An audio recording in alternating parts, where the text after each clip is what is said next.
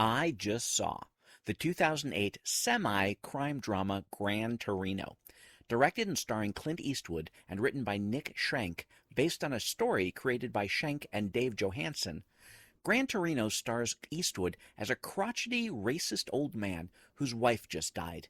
He barely knows his children and lives alone in an area of Detroit that has been overtaken by Hmongs, who are an Asian ethnic group that live in many different Oriental countries. However, because in some of those countries, like Vietnam, Laos, and Thailand, the Hmong fought on America's side during the Vietnam War, they were forced to leave due to persecution and ended up in America. Eastwood, whose character is named Walt Kowalski, well, his neighborhood has recently been dealing with Hmong gang violence.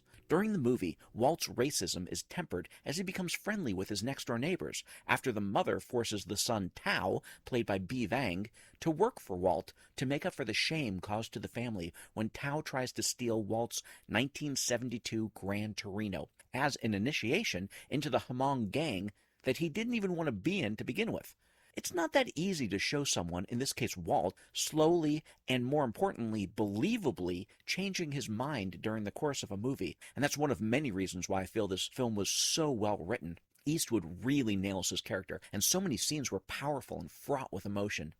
Walt is skeptical and even angry at the young priest who had befriended his wife in her last days, feeling he was only a child who knew nothing about life and death, but liked to hold hands with old women and make promises about eternity that he couldn't keep. However, his wife, before dying, made the priest promise to get Walt to go to confession, something he totally rejects until the end of the film. The priest made Walt, a Korean War veteran who knew about death, understand that while he'd lived so long with death, he'd neglected life. Gran Torino was a genuinely good movie, I think, because the movie itself was so genuine.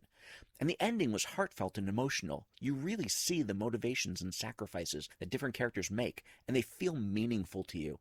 I rated Gran Torino at a 7.3, and if you know my grading scale, you'd know that a 7.0 to a 7.4 is great, and this is on the high side of great.